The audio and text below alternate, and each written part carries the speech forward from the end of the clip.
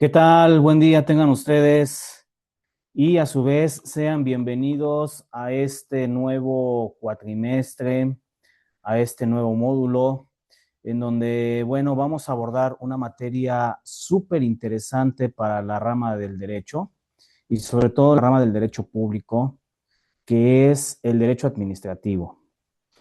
Eh, Finalmente, entendemos que las normas jurídicas van direccionadas en una relación de subordinación entre el gobierno, el Estado mismo, a través de sus instituciones, pero también nosotros como súbditos o gobernados establecemos esa línea de jerarquía, porque al estar subordinados al Estado necesitamos respetar esas condiciones. El objetivo de este curso es que ustedes reconozcan al derecho administrativo público como una figura del gobierno federal y, sobre todo, repito, del derecho público mismo, pero también conocer sus fuentes, conocer cómo funciona el Estado, cómo participa el ciudadano en esta relación del Estado y cómo contribuye este sentido de la administración pública para los bienes del país, para que el país comience a funcionar.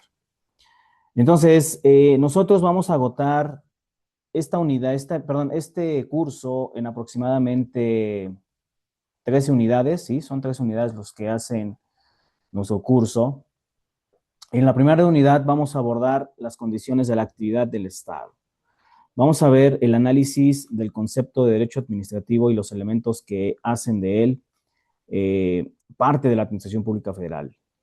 La actividad del Estado también con respecto de esas atribuciones, atribuciones legislativas, atribuciones de seguridad pública, atribuciones de conceptos jurídicos formales como lo es el territorio, la población y el gobierno.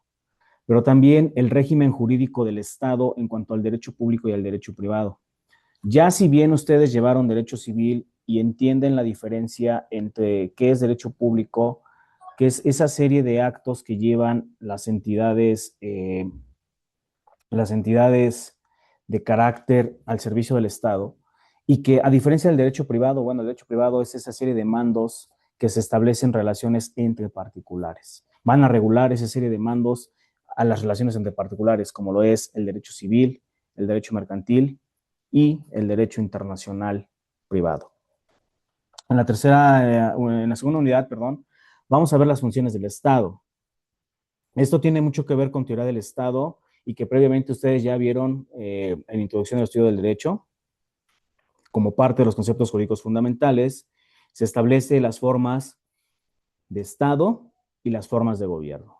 Una estructura al sistema federal, porque recuerden que México es un sistema federado, compuesto por entidades federativas y su debida capital.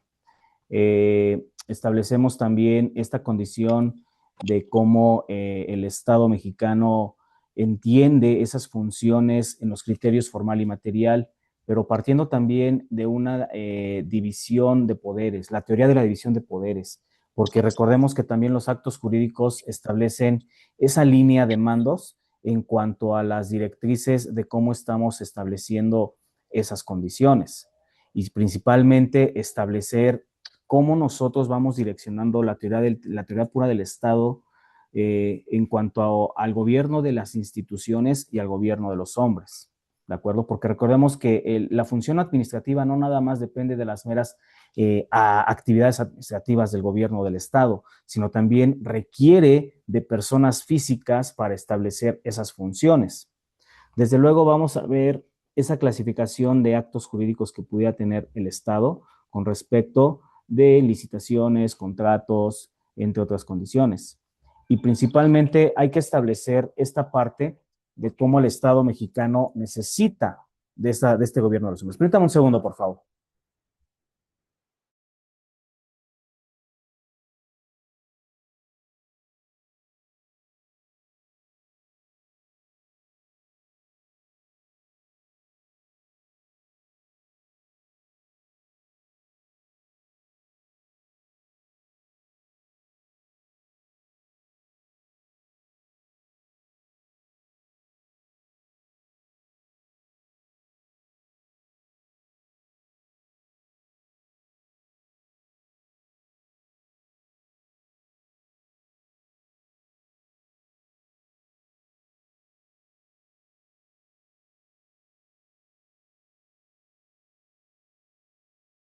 decía yo, en esta tesitura,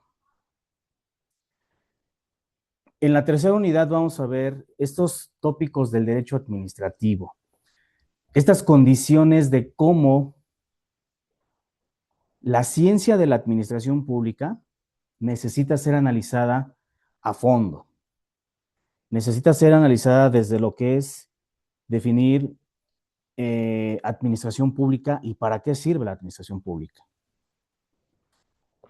¿Para qué estamos inmersos a cargo de los factores reales del poder, como decía Ferdinand Lassalle? Y que dentro del derecho administrativo establezcamos el objeto jurídico, el objeto social, pero sobre todo el objeto de los servidores públicos. O sea, ¿para qué están los servidores públicos al servicio de nosotros los ciudadanos? Y sobre todo, ¿para qué establecer varias condiciones de cómo relacionar al derecho administrativo con otras ramas, como es el derecho internacional, por ejemplo? Porque si bien el derecho administrativo funge como un eje rector en el sistema nacional, debemos también voltear un poco a ver al derecho administrativo desde la parte del derecho internacional público y privado, ¿sí? Vamos a ver esta parte de las ramas especializadas del derecho administrativo. En la cuarta unidad vamos a observar también las fuentes del derecho administrativo. Ya lo sabemos que este vocablo viene del latín font fontis y que va a ser esa fuente del conocimiento jurídico. Pero necesitamos analizar a la propia Constitución y sus principios generales. La ley dentro del principio de legalidad en su sentido estricto y en su sentido formal, pero desde luego el material. La facultad discrecional del Poder Ejecutivo, pero también de la propia ley, y cada una de las delegaciones de las facultades legislativas en acorde a la parte orgánica de la Constitución Política. Vamos a ver la función de los reglamentos, porque si bien sabemos que la Constitución Política es nuestra carta máxima y de ahí se van a desprender todas las leyes de acuerdo a la pirámide de Hans Kelsen, pues también los reglamentos, los acuerdos, las circulares tienen una naturaleza propia y una función pública, una función administrativa. Obviamente, la costumbre, la jurisprudencia y sobre todo la codificación del derecho administrativo en cuanto a una jerarquía de leyes en concordancia del artículo 133 constitucional.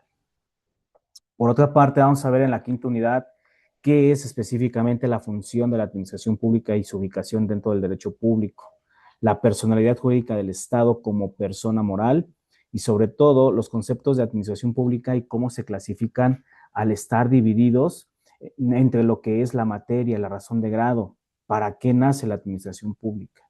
¿Sí? Porque no nada más es hablar de funcionarios, no nada más es hablar de secretarías, no nada más es hablar de municipios, no nada más es hablar de entidades federativas, es hablar de todo un conglomerado de estatutos y elementos que hacen al derecho administrativo esta parte dúctil para que hagan funcionar al país.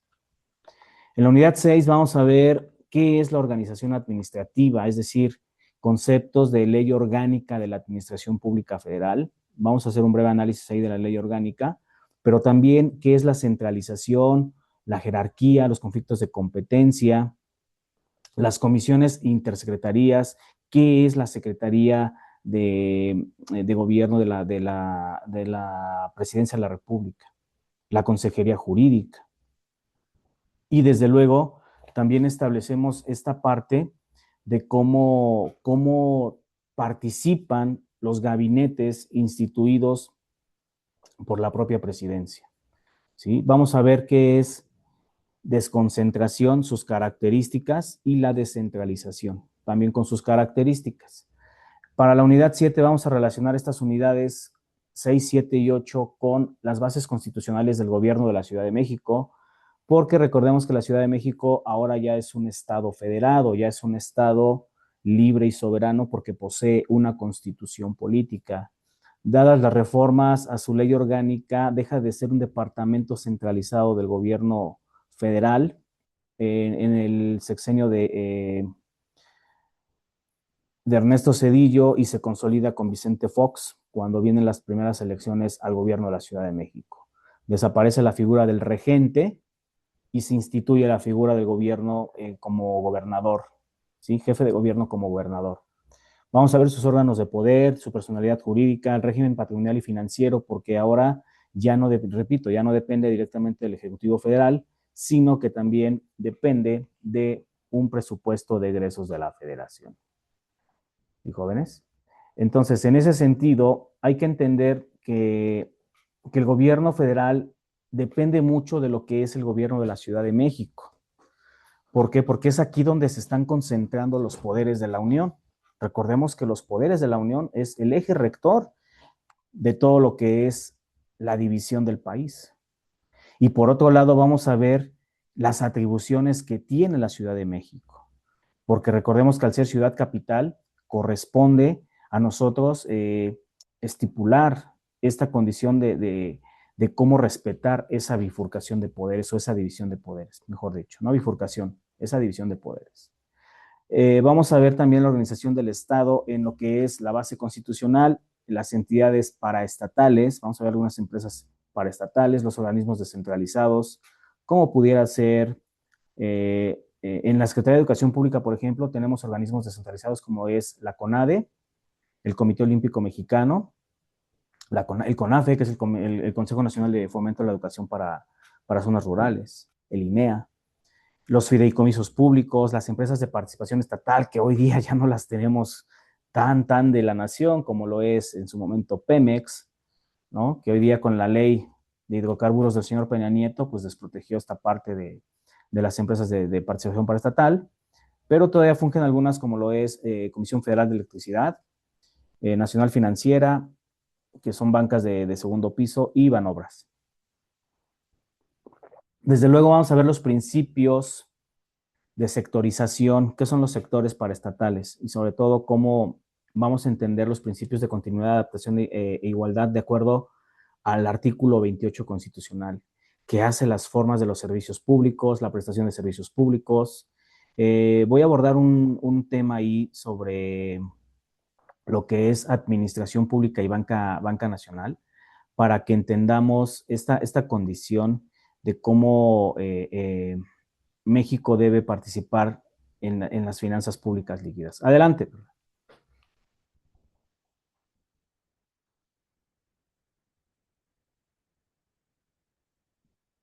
Bien, entonces vamos a ver también el régimen patrimonial y financiero. Esto en concordancia con los artículos 25, 26, 27 y 28 de la Constitución Política. Vamos a ver, si bien ya abordamos esta materia de derecho económico, tenemos que retomar esta condición de concesiones, explotaciones. Estos se llaman derechos reales.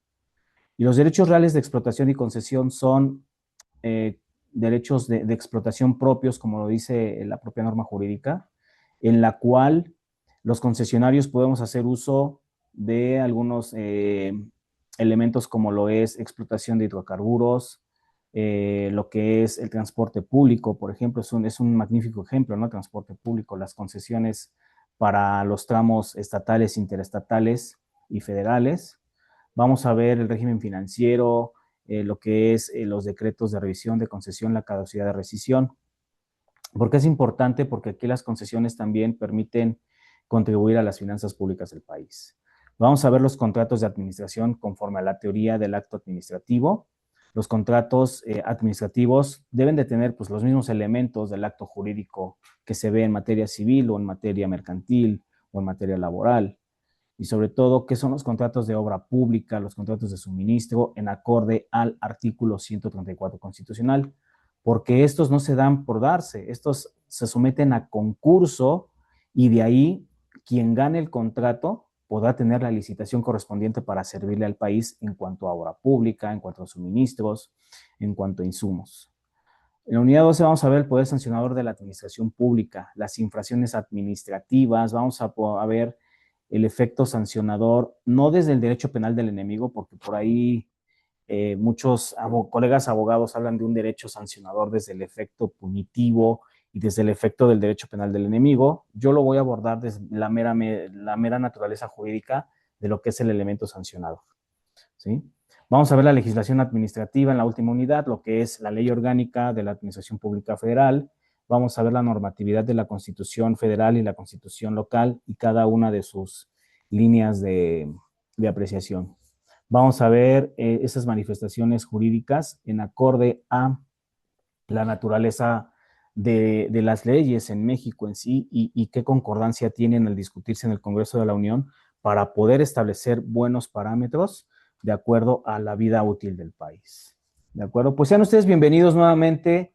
Repito, este es derecho administrativo. Vamos a agotar estas sesiones de la manera más acorde a su lenguaje jurídico, sí, pero en un lenguaje también un poquito menos tecnicista y un poquito más ad hoc a lo que ustedes están en este nivel.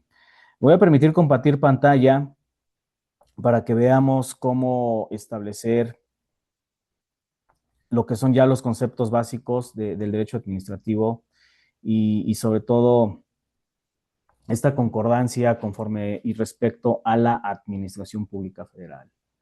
¿Sí, jóvenes? Entonces, vamos a ver en este sentido que el derecho administrativo obviamente tiene una génesis, tiene una historia y parte pues, del derecho francés, parte también del derecho romano, de lo que son tiempos de cómo las primeras procesos evolutivos del país hacen esta parte también de un México independiente, ¿no?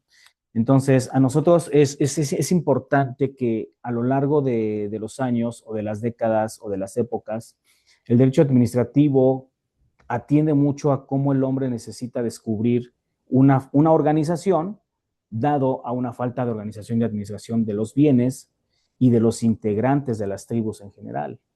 Es decir, que desde las épocas primitivas el hombre al establecerse en comunidad y sobre todo en el elemento distributivo de sus propios bienes, establecemos la delegación de puestos dentro de esas mismas comunidades y sobre todo evitar este uso de la fuerza, ¿no? Evitar muchas condiciones. Entonces, este fenómeno de la administración pública surge desde las primeras políticas públicas y sobre todo que como disciplina debe atenderse a esta serie de contextos de los pensamientos políticos, porque recuerden que las polis hacen a las ciudades y las ciudades son integradas por ciudadanos.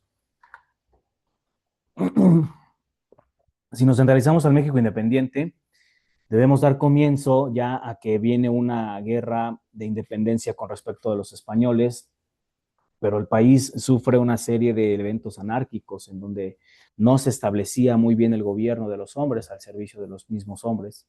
Y sobre todo se establece que México será una nación libre, soberana, pero sobre todo independiente, con rubros como lo es la división de poderes, establecer las primeras formas de gobierno que a lo mejor no fueron tan demócratas como lo tenemos hoy día, pero que la finalidad de crear instituciones es establecer esta situación de una presencia de un nuevo derecho, establecer estas condiciones de incrementos a lo que es el poder público y el poder político de un país.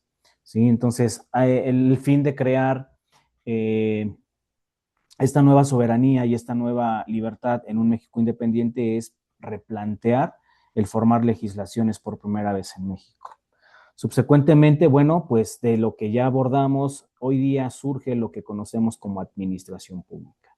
¿Sí? Recuerden que la administración, pues es esa parte de saber planear, organizar, dirigir y controlar cualquier estatuto o cualquier organización integrada. Sin embargo, hay que establecer paso a paso cómo vamos a direccionar esa administración de los bienes. Entonces, con la administración pública vienen cambios importantes en los cuales se debe beneficiar al país y sobre todo de los campos que hay que tener en estructuras administrativas y sobre todo que la administración pública debe ser llevada por algo que se llama el gobierno de los hombres, que más adelante vamos a abordar. Por otra parte, la ciencia del derecho administrativo tiene un objeto de conocimiento que se ubica entre la intersección del propio derecho, pero también del derecho público. ¿Por qué? Porque la administración en general pues te va a permitir organizar y funcionar, pero también va a permitir regular a través de una estructura orgánica, de una estructura sistematizada, de lo que es la delegación de puestos y sobre todo departamentalizar desde el gobierno federal hasta el gobierno local, ya si lo queremos ver así. Entonces, la ciencia del derecho administrativo, al establecer reglas jurídicas, necesitan de una acción del Estado y el Estado necesita de conocer instrumentos jurídicos como es leyes, reglamentos, circulares, bandos municipales, reglamentos. Por tanto, el derecho administrativo es una parte esencial de nosotros en la vida pública y política, pero también en la vida social del país. Y su finalidad es activar al Estado o que la actividad del Estado en una forma retributiva y distributiva, pues satisfaga las necesidades básicas de nosotros los ciudadanos, pero también establecer las relaciones entre los propios entes del gobierno y del Estado. ¿Cómo son la división de poderes? Por ejemplo, el poder ejecutivo, legislativo y judicial, que no se mandan solos, cada uno tiene su propia ley orgánica, pero intrínsecamente están vinculados, independientemente de las funciones que ellos tengan. ¿Para qué? Para construir instituciones jurídicas en el país. ¿De acuerdo? Vamos a establecer, jóvenes, que el derecho administrativo, desde un elemento histórico, pues también hace esta parte de las asambleas constituyentes. Las asambleas constituyentes son instituciones jurídicas que nacen en Francia a través de los consejos de los estados y sobre todo que al terminar con gobiernos anarquistas se establece la monarquía y el rey pues era la única figura que tenía la potestad de resolver los problemas que aquejaban a su sociedad. Una de las utilidades del gobierno es eso, servir a sus ciudadanos, pero en los elementos del Consejo francés se instituyen las monarquías, pero ahora desde las monarquías representativas, lo que hacen los parlamentos, las servidumbres y los estados generales. En Europa, sobre todo en países todavía de la Europa central, pues tenemos principados como es en España, pero España tiene una monarquía representativa porque hay un primer ministro, el propio Reino Unido, que ahora lo asume el hijo de la reina Isabel, pero finalmente sigue siendo una monarquía representativa. Entonces, el Parlamento se trata de tribunales de justicia con carácter soberano para establecer que los regímenes sí pueden tener estatutos y estamentos, como es la nobleza, el clero y el denominado tercer estado. Sin embargo, hoy día, tanto el clero como los títulos de nobleza, al menos en México, están suprimidos, ¿sí? No pueden tener cabida aquí en el país. Entonces, en ese sentido, nosotros vamos a partir de etapas dúctiles, etapas en donde México sigue siendo un país en constante expansión y en constante crecimiento. Sin embargo, nosotros tenemos que atender siempre a la historia porque nuestro derecho no está fundado realmente aquí, sino está fundado en Roma y sobre todo con la conquista española, pues estamos heredando una serie de elementos jurídicos y de elementos estadistas.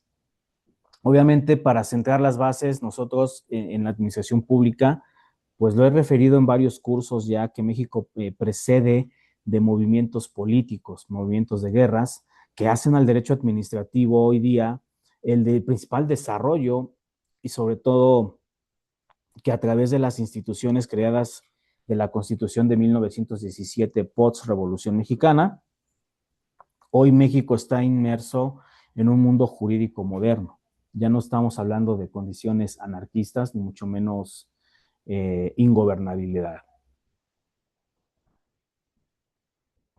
Ahora, por otro lado, hay que establecer ya desde un concepto de derecho administrativo, pues varios autores tratan de conceptualizarlo, pero resulta un problema definirlo o conceptualizarlo por diversas condiciones y sobre todo por las funciones filosóficas, nomotécnicas, jurídicas.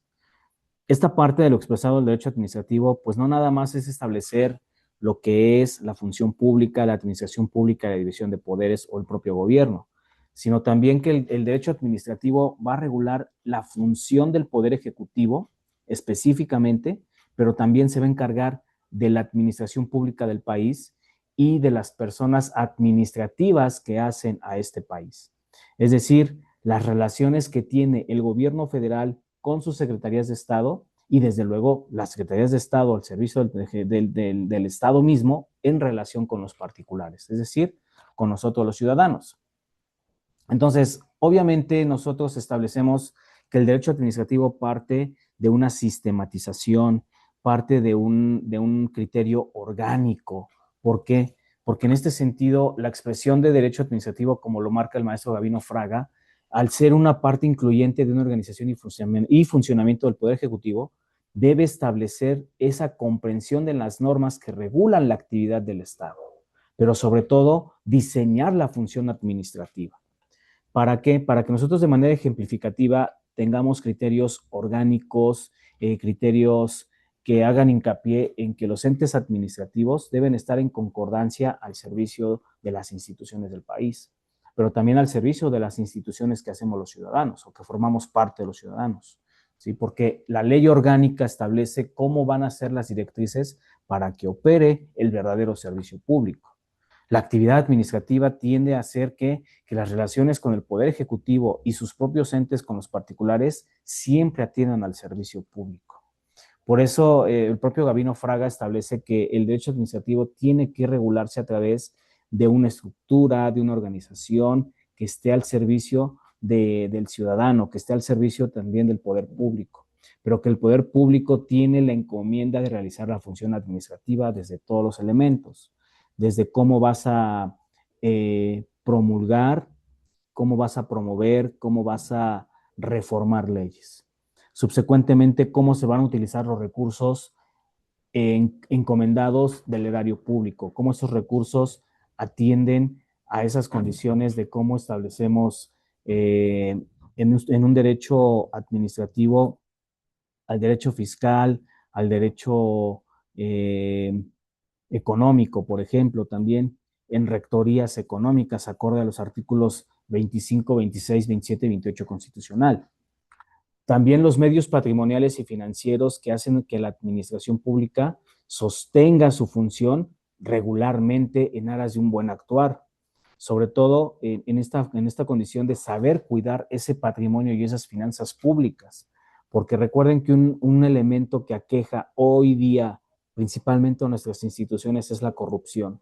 Es ese aprovechamiento de los funcionarios públicos del erario en beneficio propio y de sus bolsillos, porque es muy grave lo que sucede en México en los temas de corrupción. Por otro lado, garantizar el ejercicio de facultades del poder público para que se pueda realizar una función administrativa ad hoc a las necesidades básicas del país, pero también a las necesidades primarias de cada uno de los ciudadanos. La situación de los particulares es esencial respecto de la administración pública, porque nosotros muchas veces no vemos caminar el dinero o no lo vemos emplear en cuanto a la función pública, pero bueno, en una manera muy sutil de decirlo, sí está funcionando, puesto que tenemos servicios de salud, tenemos seguridad pública, tenemos escuelas, tenemos un sistema educativo, tenemos infraestructura ferroviaria, carretera, marítima, aérea.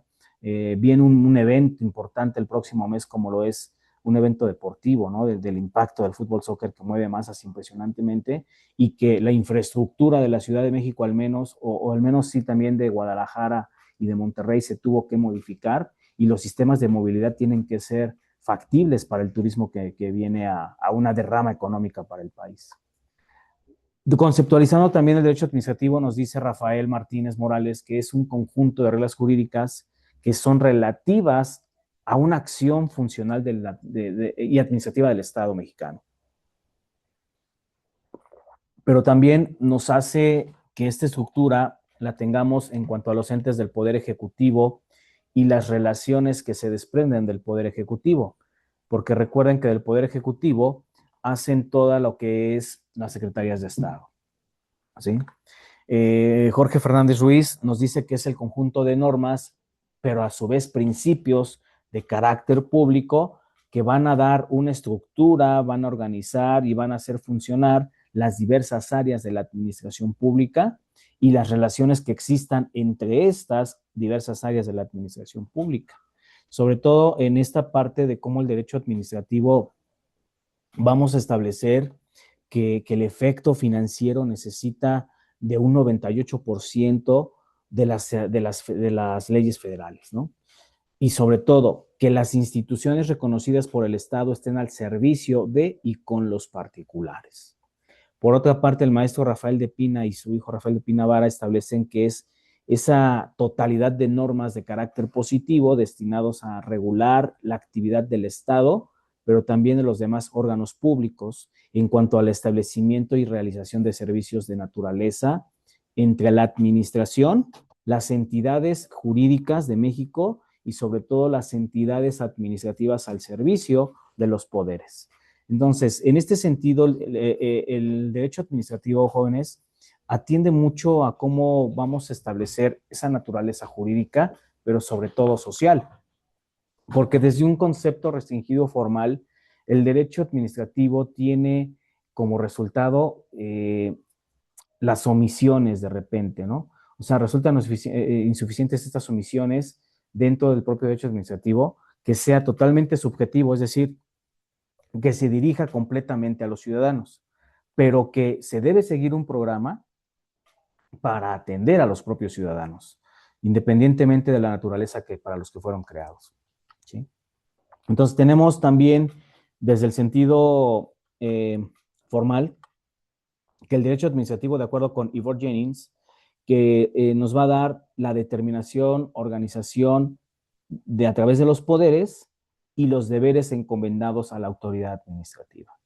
¿Sí? Nosotros tenemos que entender que el derecho administrativo, de acuerdo con Marcel Bain, es el conjunto de derechos que se imponen a las entidades administrativas, pero también se imponen obligaciones a los administrados, es decir, de acuerdo a la teoría dualista del derecho, el derecho administrativo tiene la facultad de adquirir derechos pero imponer obligaciones, tanto a su función pública como a nosotros los administrados, es decir, a nosotros los gobernados, los ciudadanos, pues.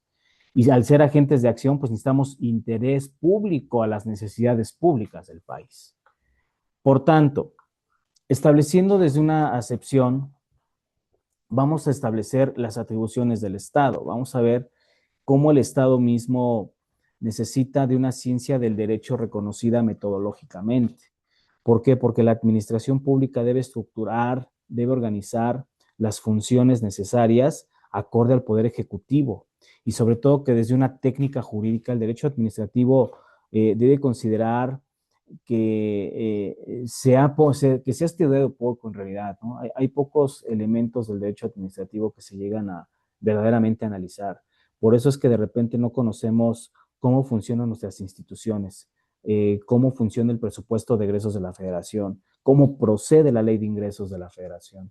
Entonces, en este sentido, esta parte de establecer una técnica involucra condiciones de filosofía del derecho, como es la gramática, que las leyes estén bien redactadas, que las funciones estén bien estipuladas, la axiología, que es esa ciencia de los valores en donde los servidores públicos deben atender y entender dúctilmente a los ciudadanos mexicanos. La historia, desde luego, que previamente estuvimos viendo muy, muy someramente, no nos vamos a detener ahí, pero también esta parte del elemento epistemológico.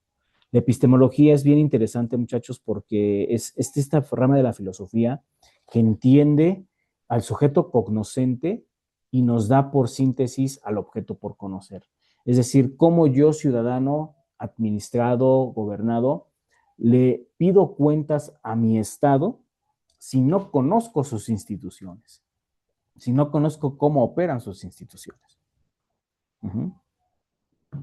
Entonces, en esa parte, la acción del interés público establece sistematizar ese conocimiento a través de la epistemología de lo que hace el derecho administrativo. ¿Por qué? Porque la metodología jurídica nos va a conducir al método y objeto de estudio, pero del cual ese método científico necesita integralmente darnos la razón del por qué se debe estructurar y organizar un país, del por qué la administración pública necesita de ideas generales para llegar a ideas particulares en cuanto a esta condición de establecer esos ordenamientos jurídicos. ¿Sí? Por eso hay que establecer que no nada más el derecho administrativo se refiere a normas de derecho positivo o de derecho público, sino que también se refiere a la actuación del Estado en un plano soberano y determina las relaciones jurídicas entre sus propios órganos, pero también que no se deben de privar los intereses de los gobernados, ¿sí? Que deben atenderse de manera ostentosa.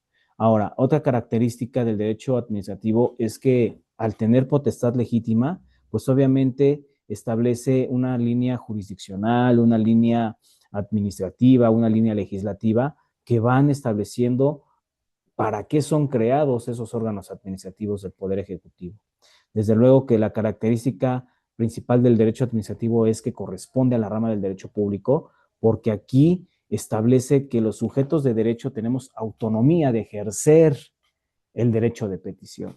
Esa autonomía del Estado de Derecho que es la pretensión, la voluntad, el ejercicio de decirle a mis autoridades cómo estás trabajando para el servicio del país en primera línea, pero también cómo estás trabajando a mi servicio, ¿sí? Por eso, al ser normas de derecho público, son irrenunciables y son de carácter obligatorio, en virtud de que nosotros, como entes subordinados al Estado, pues necesitamos un orden público y sobre todo necesitamos cómo establecer estos elementos reales de la administración pública. ¿Sí, jóvenes? Desde una parte también metodológica, hay que establecer que el derecho administrativo son de carácter limitativo. ¿Por qué? Porque la fuerza del Estado también te dice que te va a limitar en ciertas condiciones, sobre todo cuando ya estás hablando de desobediencias, cuando ya estás hablando de desacatos o de incumplimientos, como lo vimos en el curso anterior en Derecho Fiscal, ¿no? Que esa serie de incumplimientos al gasto público, pues te puede generar procedimientos administrativos de ejecución, te puede provocar embargos, te puede provocar incluso hasta condiciones de bloqueos. Sin embargo, hay que entender que desde el derecho administrativo nosotros sostenemos que las conductas dirigidas entre los individuos y el Poder Ejecutivo y su administración pública adquiere estas condiciones recíprocas e iguales, porque el gobierno tiene que darnos cuentas, pero también el ciudadano tiene que rendirle cuentas a su Estado y sobre todo de los ingresos para repartir más o menos equitativamente este gasto público. ¿Sí, muchachos? Entonces, dicho de otra manera, los efectos jurídicos del concepto establecen que al sistematizar los criterios orgánicos, necesitamos ser muy, ¿cómo les diré? Muy específicos en cuanto estamos viendo esta parte del derecho administrativo. O sea, cómo estamos estudiando a la norma en sí para poderle redituar al gobierno ciertos dividendos, pero que el gobierno de esos dividendos también distribuya los programas sociales, distribuya los programas de seguridad pública, distribuya las condiciones de salud que tanto aquejan a nuestro país. Es decir, que se tiene que adherir a las primeras 29 articulaciones de la Constitución Política. Bien, vamos a establecer también que dentro de la actividad del Estado, la actividad del Estado comprende esta teoría de la atribución y sobre todo que en México hay que destacar que el derecho administrativo se realiza como forma de actividad en apego a los procedimientos de la administración como ciencia social. ¿Sí? Hay que atender esta parte de especificaciones del derecho administrativo porque el propósito real de un derecho administrativo es entender el terreno de cómo el individuo está en una línea de concordancia y subordinación con su Estado. Y sobre todo que hay que entender qué tipo de atribuciones y funciones tiene el Estado, ¿no? Es decir, que se sostiene que el Estado necesita de un conjunto de actos materiales de carácter jurídico, pero también operar y dar tareas en los que se atribuye de acuerdo a la legislación cómo va a funcionar el país. ¿Sí? Estas actividades están señaladas en la Constitución Política, pero sobre todo también las atribuciones obedecen a una necesidad de crear jurídicamente instituciones y medios adecuados para alcanzar los fines para los que fue creado el Estado.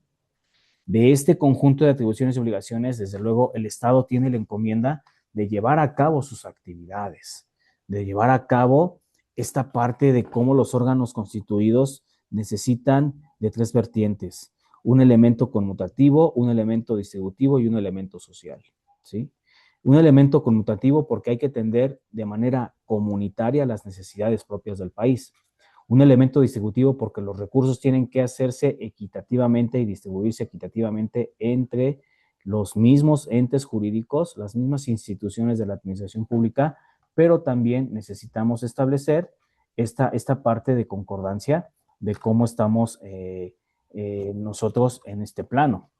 Y sobre todo, hay que entender cómo nosotros estamos relacionando al derecho administrativo con, con la actividad financiera del Estado, por ejemplo, ¿sí? Dentro de las atribuciones del Estado, pues obviamente existen categorías, ¿no? Por ejemplo, las de policía, porque tiene la encomienda de que los particulares vivamos tranquilos, vivamos en un orden social, vivamos en un orden de tranquilidad, de salud y de derechos sociales.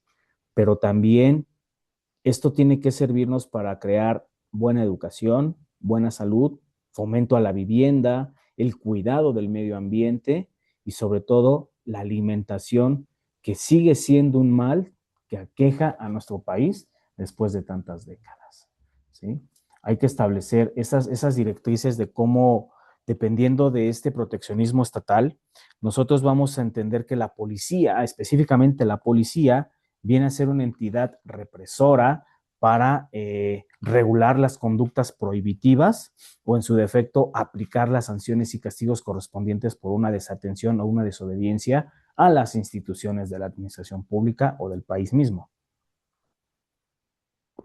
Por tanto, hay que establecer también que la educación necesitamos verla como una forma también de combatir la disolución social, una forma de combatir delitos, una forma de combatir las propias carencias acorde a las necesidades de cada uno de nosotros, ¿no? Entonces, obviamente, desde esta parte de la motivación social, las atribuciones de la policía no es que decidan qué es lo bueno y qué es lo malo, qué es lo correcto, lo incorrecto. Sin embargo, las atribuciones de la policía como parte del Estado, en una sociedad como es la de México, con muy pobre educación y sobre todo carente de civismo, se convierte en altamente peligrosa y corrupta. Y lo vemos diariamente en las noticias, en redes sociales, policías mal capacitados, policías mal preparados, que se dedican solamente a extorsionar o, en su defecto, a perjudicar al propio ciudadano, ¿verdad? Entonces, en este sentido, también la administración pública se convierte en esa parte, o la actividad del Estado, mejor dicho, se convierte en ese estímulo del fomento de la actividad de los individuos y los grupos sociales, porque aquí es donde vamos a encontrar las políticas de carácter económico y fiscal para fomentar la pesca, la agricultura, la ganadería, esta condición de cómo crear empleos, los avances a los procesos tecnológicos y de investigación que necesitamos seguir creciendo en esa parte, ¿no? O sea, los fines estatales también es fomentar lo que es ciencia y tecnología, que no se nos sigan yendo los grandes talentos que existen en el país. Por otra parte, existe la teoría de la prestación de los servicios públicos, que es esta condición de dar buena educación a nuestros ciudadanos. El nivel básico cada vez, de acuerdo al modelo educativo, es más carente. Por ahí voy a hacer una mesa de diálogo en donde voy a hacer una verdadera crítica a los criterios de la ministra Lenia Batres, sobre todo en cómo se ha pronunciado con el nivel básico, ¿no? Porque hoy día los jóvenes en los centros educativos están muy mal preparados y, sobre todo, no se cubrirían estas necesidades para los que fueron creadas la actividad financiera, la actividad del Estado en sí. Por otra parte, hay que entender que la salud es otro mal que nos aqueja en cuanto a la actividad del Estado. Realmente aquí en México las enfermedades, de acuerdo al derecho administrativo, deberían de ser preventivas. Es más, hay campañas de prevención de la propia administración pública a través de los organismos de salud, como es el IMSS, el ISSSTE, el IMSS Bienestar ahora, ¿no? En donde el ciudadano tiene que aprender a cuidar su salud mediante la buena alimentación, la actividad física, la gestión del estrés. Sin embargo, somos una sociedad tan frenética que resulta casi imposible cubrir esos parámetros. Pero la salud debería ser, desde mi muy particular punto de vista, preventiva más no correctiva, porque hoy día lo vemos. En primer lugar, enfermedades cardíacas, en primer lugar, enfermedades de diabetes, en primer lugar en obesidad. ¿Qué está haciendo mal en el papel tanto el gobierno como el propio ciudadano? Porque es muy fácil responsabilizar al gobierno, pero se olvida el ciudadano de estas condiciones de cómo estamos trabajando para nosotros mismos. ¿De acuerdo? Por otra parte, la salud en México viene precedida de médicos mal preparados, definitivamente. Porque sobre todo en los servicios de primer nivel, el gobierno federal no está preparando adecuadamente a sus médicos y no basta con que te suministren fármacos y fármacos y fármacos. No hay una buena educación para la salud en cuanto a la alimentación, en cuanto a ese plato del buen comer para establecer una sociedad sana, en acorde a la actividad del Estado, una sociedad sana, ¿sí? Una sociedad que tenga servicios de primer nivel, que no esté colapsada, que no haya falta de medicamentos, ¿sí? Entonces, en esta condición también voy a engranar aquí, voy a concatenar los elementos de vivienda. ¿Por qué? Porque la vivienda hoy día, si bien hay mucha infraestructura en México, seguimos teniendo ciudadanos que no poseen una vivienda propia y una vivienda digna. Obviamente, esta condición va incrementando los hacinamientos informales todavía, o que se creen otros entes, eh, como es el INVI, a que a falta de seguridad social en materia de vivienda, pues obviamente el INVI se crea como un organismo de la Asamblea de Barrios, consecuencia de los sismos de 1985, para dar y otorgar vivienda a personas que no poseen este tipo de seguridad social. Pero no basta con eso, porque también la vivienda tiene que tener servicios adecuados, buen drenaje, buena iluminación, obviamente alumbrado público, seguridad pública. Y desde luego que en México hace falta mucho hacer esta radiografía, ¿no? Obviamente de las necesidades también de la actividad del Estado necesitamos esta parte de la Rectoría Económica del Estado mexicano para acuñar billete de moneda y emisión de billetes. Que el gobierno controle la inflación, que el gobierno controle esos usos desmedidos de la moneda y sobre todo, repito, viene un evento deportivo el próximo mes, ya van a sacar o ya están en circulación las monedas conmemorativas. Esto podría resultar un excedente desde circulante y en consecuencia pudiera generar en una devaluación de la moneda en México. Esto es muy riesgoso, pero bueno, al final del día entendemos que todos nosotros estamos a la postre de querer captar este tipo de recuerdos, ¿no? O de souvenirs. Por otro lado, hay que ver cómo estamos explorando el sistema de hidrocarburos, porque otro mal que aqueja dentro de las funciones de la actividad del Estado es las gasolinas cada vez más caras, las gasolinas cada vez más irregulares y sobre todo cómo vamos a estar siendo un país que produce petróleo importando gasolinas de otros países. De esta manera, las funciones del Estado también necesitan de la parte legislativa, ejecutiva y sobre todo la jurisdiccional. ¿Sí? Nosotros afirmamos que algunas funciones de mando de policía de coacción, como lo vimos, establece la protección del Estado, pero también en cuanto a la seguridad pública, la seguridad y el orden público, que se deben de regular las actividades de los propios particulares a través de la creación de servicios públicos, sobre todo intervenir mediante gestión directa a la vida económica, cultural y asistencial del pueblo. Es decir, la vida económica, ya sabemos que tenemos una Rectoría Económica del Estado, presupuesto de egresos, ley de ingresos, Plan Nacional de Desarrollo. Pero ¿qué más sigue? Pues el elemento cultural, porque desde la teoría de la necesidad social en el derecho fiscal, esta parte del gasto público es puesto en función por el gobierno para nosotros mismos y nos va a otorgar diversión, esparcimiento, desde luego salud.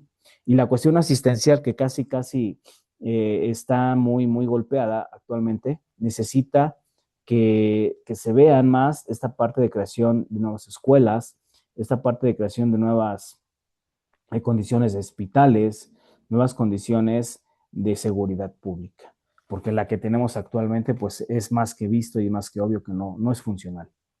Uh-huh.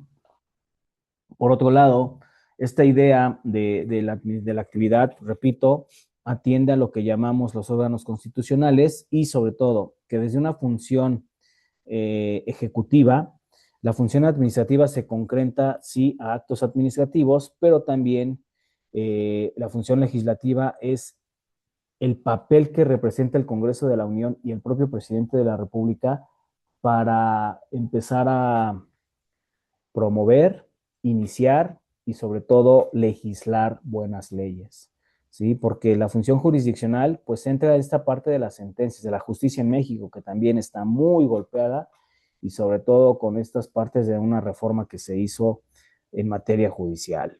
Obviamente, desde el órgano legislativo, en su naturaleza intrínseca, establecemos que las normas no nada más son generales, abstractas y obligatorias, sino también deben de ser llevadas a cargo del artículo 73 al 76 constitucional por parte del Congreso de la Unión, pero sobre todo que la función ejecutiva, la función legislativa, al ser encabezada por las cámaras, deben establecer principios dúctiles y sobre todo hacer buena jurisprudencia técnica para poder establecer leyes más funcionales, más garantes y sobre todo más tutelares de derechos humanos. ¿Sí? Obviamente, la ley en la función legislativa del Estado tiene que estar en acorde al principio de legalidad, de la primicia de ley y de la supremacía constitucional como autoridad del servicio de las leyes en México.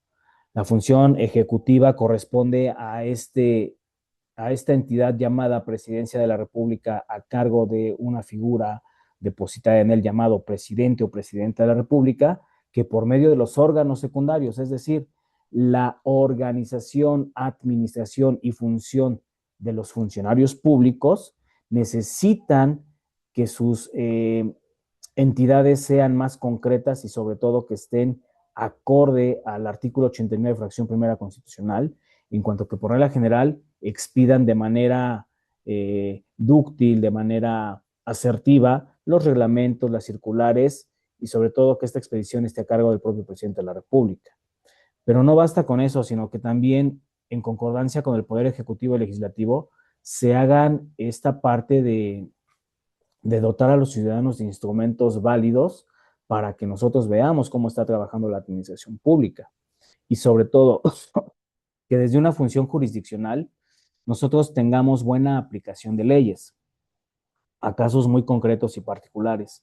Pero no se busca nada más hacer justicia per se, sino también se busca resolver conflictos entre los particulares y entre los particulares y los propios órganos estatales de manera armoniosa, de manera que cada una de las partes queden satisfechas con estas condiciones de cómo va la parte orgánica.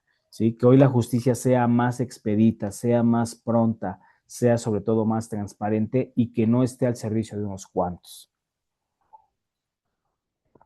Por tanto, la función pública, desde un punto de vista orgánico y formal, debe de ser visto porque en la materia del Ejecutivo, el Ejecutivo tiene que poner a trabajar a sus entidades, a sus secretarías de Estado al servicio de nosotros, los ciudadanos.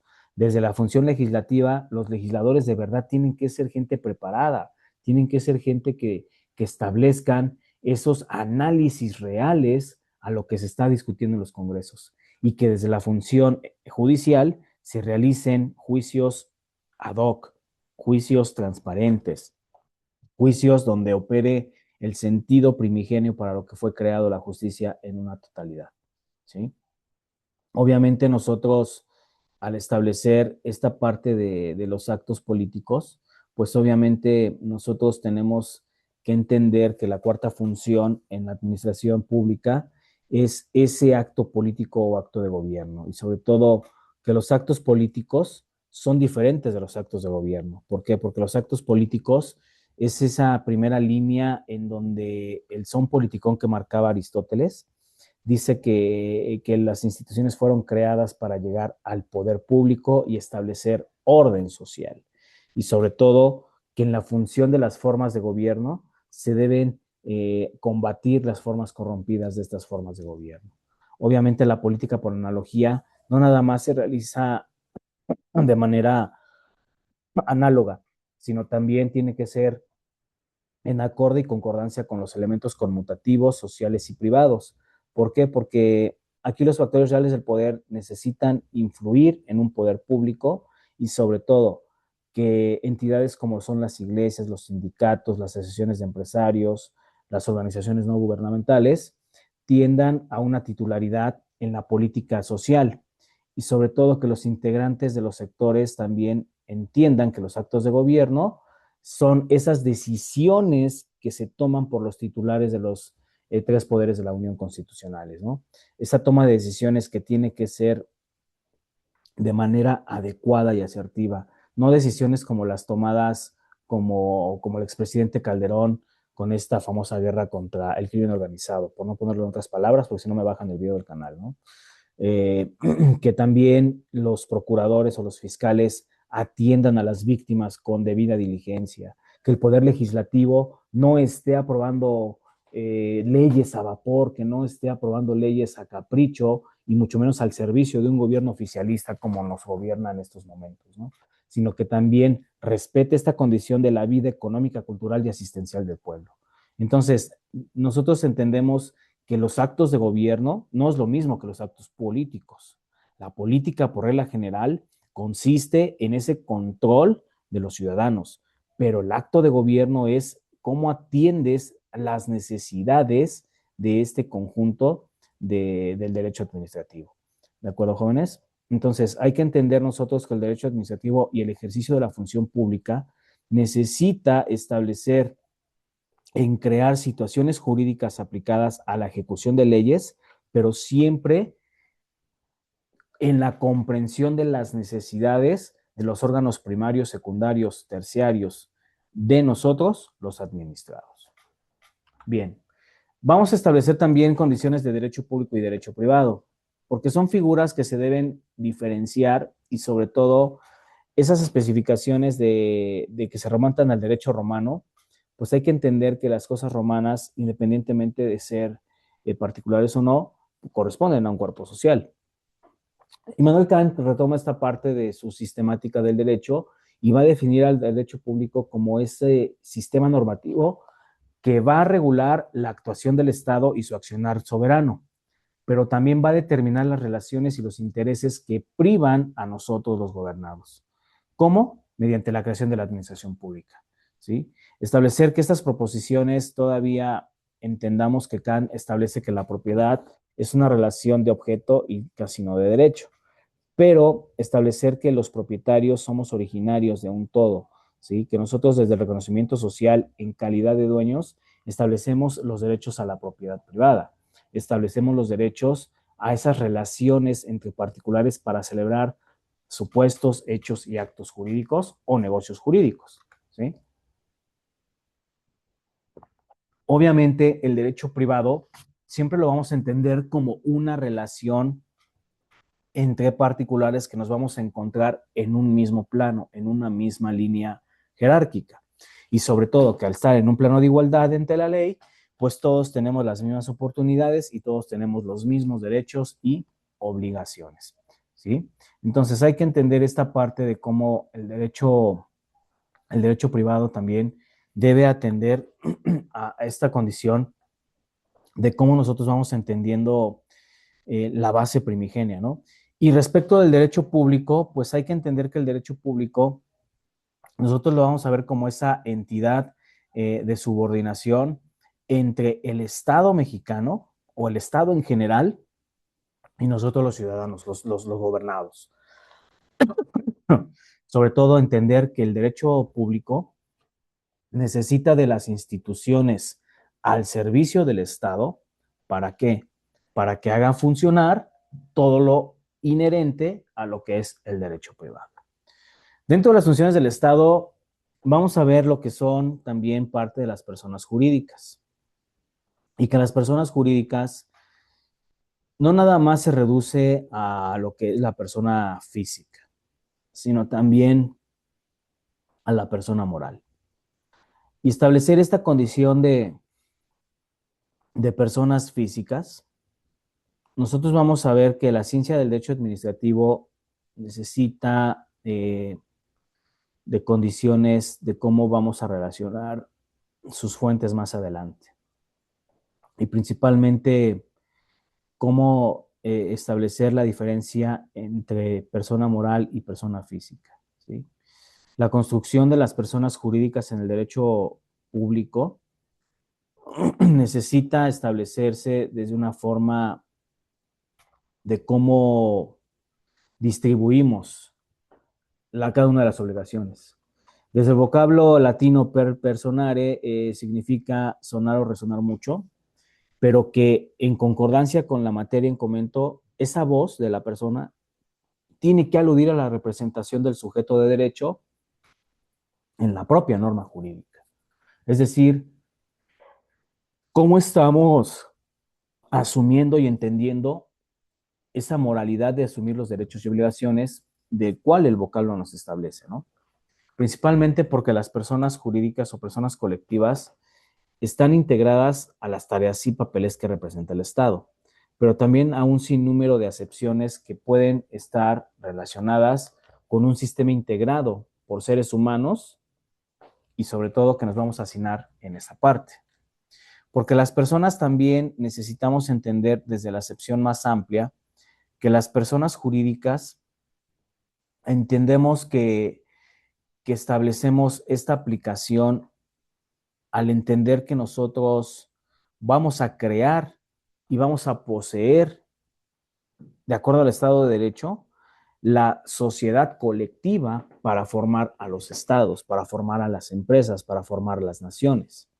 Pero que la persona jurídica, entendase desde el derecho civil, va a ser ese sistema por el cual vamos a dar cumplimiento a las obligaciones que surjan del propio derecho.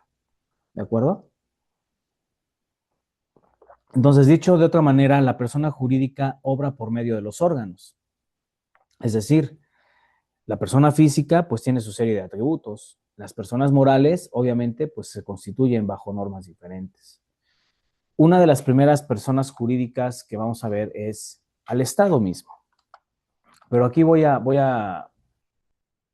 concatenar esta parte con otros criterios, ¿sí? Voy a concatenar esta parte de acuerdo a esta línea y de cómo, cómo dentro de los conceptos jurídicos de carácter material, las personas tienen un papel relevante, tienen un papel súper importante, ¿sí? Y sobre todo, cómo vamos a establecer esta dualidad de las personas físicas y morales en acorde al derecho mismo.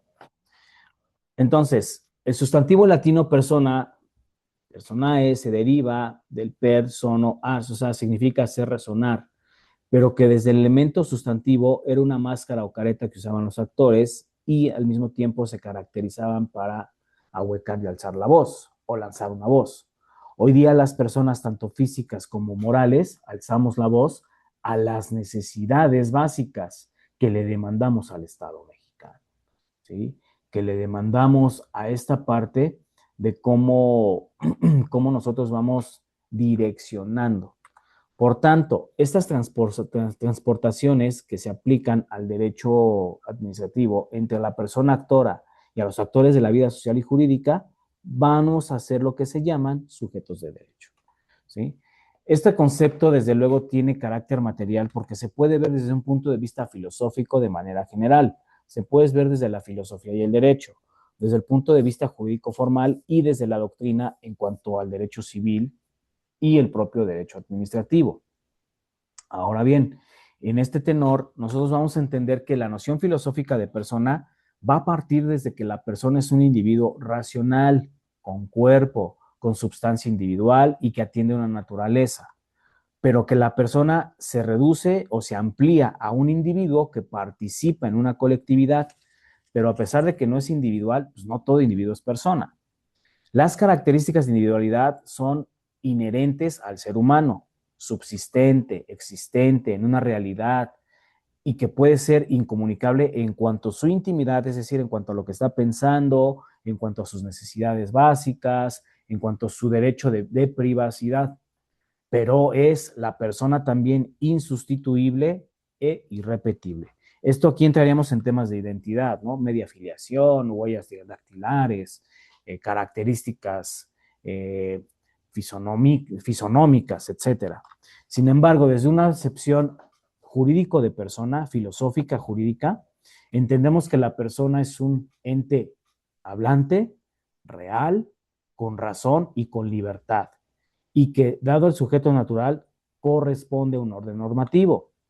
Es decir, que el humanismo dentro de la persona física atiende a que todo ser humano existe en una realidad y que, a partir de la racionalidad y libertad, formará parte de un sistema jurídico, de un sistema social, y está predestinado ¿a qué? A tomar decisiones. Por tanto, se estima que el sujeto de derecho se le van a atribuir derechos y obligaciones, pero también una serie de prerrogativas en cuanto a las condiciones de individualidad, racionalidad, libertad, voluntad y sobre todo cómo se está integrando a su sociedad. Porque en este sentido, los conceptos jurídicos de carácter material establecen que la persona es un dato real y vamos a llamar sujeto de derecho, es decir, nosotros mismos. Por tanto, hay que entender que los hombres podemos ser sujetos activos o sujetos pasivos de acuerdo a la relación jurídica, en las aptitudes singulares de ser titulares de derechos, pero también que el Estado nos imponga obligaciones. Desde el punto de vista filosófico, Preciado Hernández nos afirma que el hombre es un sujeto natural que está en un orden normativo, pero que también va a obedecer fundamentalmente por ese raciocinio al libre albedrío, y que en esa disyuntiva va a encaminar su voluntad a los actos tendientes que el Estado va a observar, pero que en la razón y la libertad se hace necesario un orden normativo jurídico para que el hombre no esté en un plano de desobediencia o en un plano de desatención jurídica. Por tanto, desde la noción jurídica formal de la persona, nos los dice el derecho civil, que es todo ente, todo ser o ente sujeto de derechos y obligaciones, al tener cuerpo, al tener materia, pero que de acuerdo con sus tareas representativas puede hacer o formar relaciones con otros individuos, es decir, los segundos entes que va a dar origen a las personas morales. Por tanto, la personalidad de las personas físicas se entiende en la aptitud del sujeto activo-pasivo a través de la relación jurídica para que sean reconocidos por el propio Estado, ¿sí?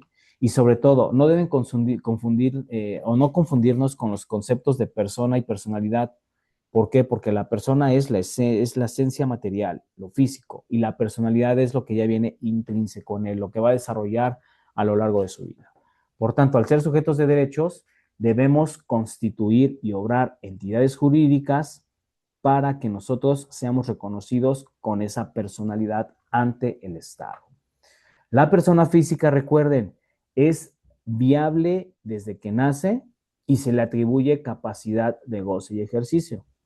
La persona moral va a entender que nosotros vamos a establecer negocios jurídicos, ¿sí? Las personas jurídicas representan una autoridad ante sus funciones gubernamentales.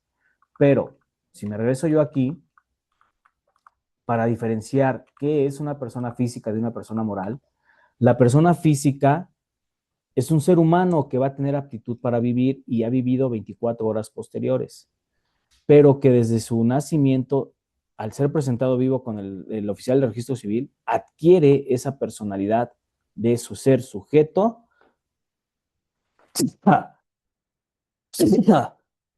perdón, de ser sujeto de derechos y obligaciones. Se va a dar la calidad de hombres o mujeres, sexo genéricamente, ¿de acuerdo? Entonces, vamos a entender que a diferencia de las personas morales son otra realidad con un sinnúmero de actividades y sus fines son creados para establecer relaciones jurídicas, económicas, científicas, técnicas, administrativas. Por tanto, las personas morales las vamos a definir como entes ficticios integrados por dos o más personas físicas para determinar un grado de sociabilidad y, sobre todo, que de acuerdo a la personalidad jurídica atribuida, esos entes creen entidades jurídico-colectivas, como lo es el propio Estado. Aquí lo tenemos. Personas jurídicas colectivas reconocidas son el Estado, los municipios y los organismos de carácter público, las asociaciones y sociedades civiles. asociaciones y organizaciones político-estatales, las instituciones de asistencia privada, como es la beneficencia, las reconocidas por las leyes federales y demás entidades federativas que hacen a la República Mexicana. Entonces, ¿qué elementos esenciales hacen a la persona moral? Pues el conjunto de personas físicas que van a ser constituidas, pero también la finalidad y objeto lícito que no contravenga la ley o un bien común. Por eso el reconocimiento del Estado como persona moral o como persona jurídico-colectiva establece tareas de papel importante en lo que es al integrar las debidas circunscripciones estatales y sobre todo que van a intervenir en la vida jurídica al ejercicio de derechos y obligaciones, pero sobre todo cumplir con los mandatos de los administradores o de los administrados, nosotros, que a través de los mandatarios se cumplan los fines para los que fueron creados. ¿Sí? Entonces, obviamente, nosotros debemos establecer que en una relación sociedad-estado, el Estado es un ente jurídico con capacidad propia, con personalidad misma, con patrimonio propio, pero que va a ser una concordancia de esfuerzos a mantener un orden jurídico. El Estado es una organización jurídica de la nación, de la cual, de manera concreta, correcta y compuesta, se va a formar por una población, por un territorio y por un gobierno. ¿Sí? Eduardo García Maínez nos las define como una organización jurídica que al estar en una sociedad bajo un poder de denominación, ese poder se va a ejercer sobre un territorio. Y el Estado mismo, recordemos, al establecer que toda sociedad tiene que tener un director, pues obviamente, aquí el ejemplo es muy, muy laxo, ¿no? Un deportista, pues tiene que tener un capitán, un artista, pues un director de orquesta, por ejemplo, de la manera científica también. Entonces, en este sentido, la sociedad política, repito, si son deportistas, requieren capitanes, si son orquestas sinfónicas, un director. Cualquier sociedad comercial o civil requiere de un presidente y un consejo de administración. La familia, obviamente, tutores, padres, curadores, si lo requerimos, que son los que ejercen la patria potestad de los hijos menores hasta que cumplen la mayoría de edad. Por tanto, en toda sociedad, pues obviamente hay inminentes dirigentes, ¿no?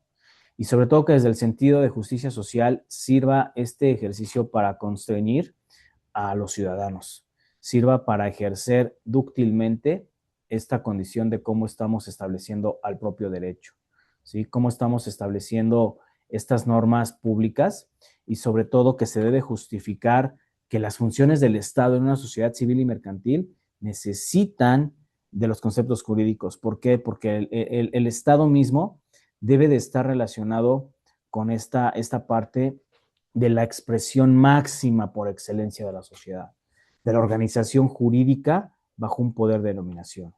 El Estado, al poseer tres elementos esenciales de acuerdo a la teoría pura del derecho, que es población, territorio y poder, necesitamos que la población sea integrada por comunidades de carácter humano, llamados también pueblos, ¿sí? Pero que los hombres pertenecemos a un Estado porque lo componemos ya sea como forma de organización o porque pertenecemos a una población y que estos seres humanos residimos o tenemos un domicilio en un territorio destinado por el Estado.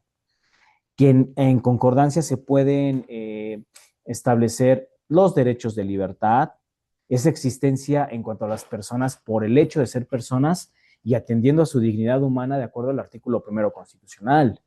Los derechos que se traducen en la facultad de pedir la intervención del Estado a favor de intereses personales, individuales. Los derechos políticos, porque esta intervención en las condiciones de cómo se mueve la vida política del país, este derecho de ser votados y derecho a votar, lo que hace el sufragio pasivo y el sufragio activo, ¿sí? Que desde el elemento del territorio, el territorio es un espacio vital, ¿sí? Es un espacio en donde, bueno, me voy a regresar un poco aquí para explicar esta parte de la población.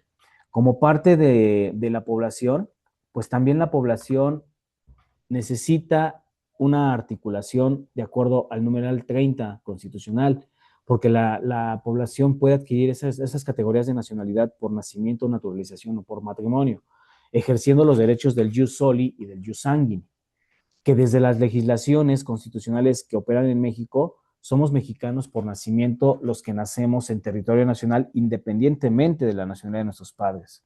¿Sí? Recuerden, el jus soli, acuerdo al artículo 30. Por extensión, pues ya sabemos que es el principio de extraterritorialidad que opera en este sentido de jurídico, que esas embarcaciones, aeronaves, buques, aunque sea de guerra o militares o de carácter mercantil, también nos dan la condición de ciudadanos mexicanos o de mexicanos. Ajá. Entonces, también son mexicanos por nacimiento, de acuerdo al elemento poblacional, que los que sean de padre o madre mexicana y nazcan en el extranjero, la teoría del jus sanguinis. ¿Sí? Entonces, hay que entender esta parte de la población como individuo de la actividad estatal. La población se somete y se sujeta al conjunto de elementos subordinados por parte de la actividad del Estado. Y sobre todo que como sujeto de la actividad estatal, los individuos formamos parte de una población como miembros de un elemento conmutativo, pero también que gozamos de derechos y podamos hacer esos derechos, hacerlos valer. Repito, derechos de libertad, derechos de petición, derechos políticos. Ahora, esto se va a hacer constituir en cuanto al estatus personae y sobre todo los integrantes de una población atienden a 3 condiciones. ¿De acuerdo? Entonces, en este sentido, obviamente, el territorio es importantísimo. ¿Por qué? Porque en el territorio es vital para que el Estado otorgue su poder supremo, u o igual al suyo, toda vez que en el ámbito de aplicación de las normas se van a hacer competentes esas normas jurídicas. El territorio lo vamos a definir como esa porción en un espacio geográfico donde el Estado ejerce el poder. Recuerden, Estado, gobierno y territorio no es lo mismo. ¿Sí? Por ahí en la teoría del derecho internacional se me llegan a confundir, pero el territorio se va a referir a ese ámbito espacial donde el Estado puede ejercer la soberanía.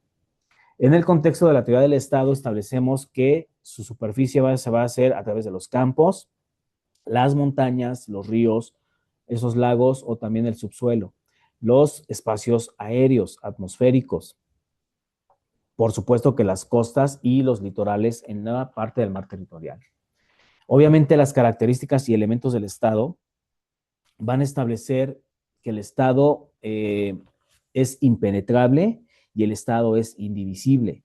Y sobre todo, que conforme con Yanilek establece que el Estado puede entenderse como que se ejercen conjuntamente la soberanía o en su defecto estados federados que desempeñen un doble papel. Por tanto, el Estado necesita establecerse en concordancia a lo que es aplicar los principios de indivisibilidad. En lo referente a las funciones del Estado, el Estado tiene una función negativa, porque esta función negativa es señalar a cada uno esa parte de límites, fronteras en cuanto a los ámbitos espacial y la forma de aplicar las leyes y los órdenes de gobierno. Es indispensable que para mantener una buena seguridad jurídica y una paz entre las naciones, entre las delegaciones, se fijen fronteras territoriales para que cada uno de estos estados que hacen al mundo en general, pues sus reglas sean fijadas dentro del derecho interno. ¿Sí? Por eso los convenios internacionales van a establecer dentro del derecho de tratados los límites. Por eso el Estado tiene que tener la ley bajo imperio y el ejercicio del poder solamente en un elemento vigente y que se ejercen en el propio territorio. ¿De acuerdo? Quizá los tratados internacionales pudieran tener injerencia solamente, al menos en México, con el sistema interamericano. Cuando ya la norma no está operando adecuadamente, pues obviamente ahí sí se necesita establecer un principio de tratado internacional. ¿Sí? Desde luego, en los casos de competencia, los estados necesitamos establecer cómo establecemos esta parte, ¿no? Y cómo estamos nosotros direccionando la función positiva. Porque la función positiva del Estado es dotar al instrumento mismo del Estado un espacio físico necesario en el cual se cumplan la observancia y la vigilancia sobre la población. O sea, es decir, cómo estamos integrando las condiciones aduanales y de migración, que se regulen importaciones y exportaciones para tener una vigilancia adecuada de la balanza de pagos y que de ahí se obtenga el Producto Interno Bruto. Averiguar las entradas y salidas de extranjeros para evitar que personas ajenas o nocivas para el país ingresen.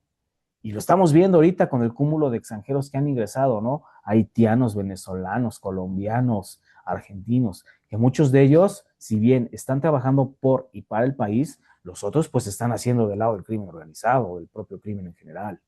Averiguar esta parte de cómo se están prestando los servicios públicos en cuanto a caminos, carreteras, a aeropuertos y servicios portuarios.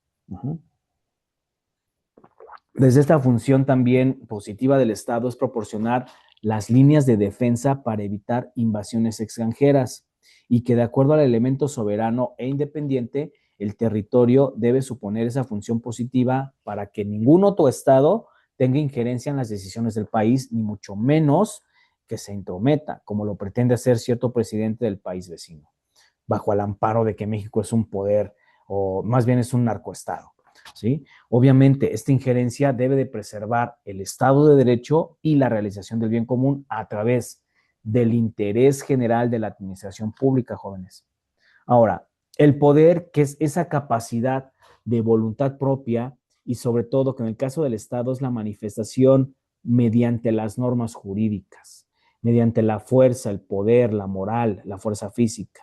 Por eso establecer que el poder coercitivo necesita mucho de cómo estamos en esta parte, de cómo esta parte tiene el poder bajo amenaza de la libertad física, ¿no?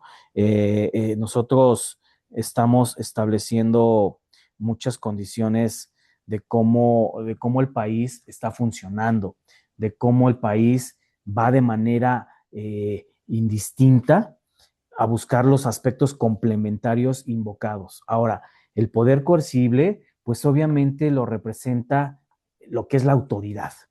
La autoridad debe ejercerse dentro del Estado con miras a cumplir cabalmente la misión de ellos. Y dentro de esta parte, el poder necesita de la autoridad del gobierno de los hombres y la administración de las cosas. Es aquí donde vamos a establecer este poder persuasivo. El poder persuasivo ejerce que se respeten tus ideas y tus opiniones, pero también que se den identidad a lo que es el servicio de la administración pública, como son los sindicatos y los partidos políticos, por ejemplo, ¿no? Que toman una fuerza importantísima en el poder para poder llevar a cabo una buena administración pública. Desde luego, el poder retributivo es esa relación en donde se basa obedecer a cambio de una retribución. Si estamos hablando de obediencia, bueno, pues yo te pago mis impuestos, pero tu gobierno federal me retribuyes a través de bacheo, alcantarillado, alumbrado público, seguridad pública, entre otras condiciones. Inversión extranjera, por ejemplo. Si lo reducimos a un plano privado, pues obviamente una retribución podría ser una relación laboral. Aquellos contratos que se fijan a través de lo que es esta condición de cómo nosotros vamos a relacionar nuestra relación jurídica con el pago de un salario. El gobierno es esa tarea del gobierno de los hombres y es la más importante, que es la materia que vamos a llevar durante estos casi 4 a 8 semanas, ¿no? Que es importante y trascendental que el Estado particularmente atienda órdenes sociales, económicos y políticos a través del gobierno.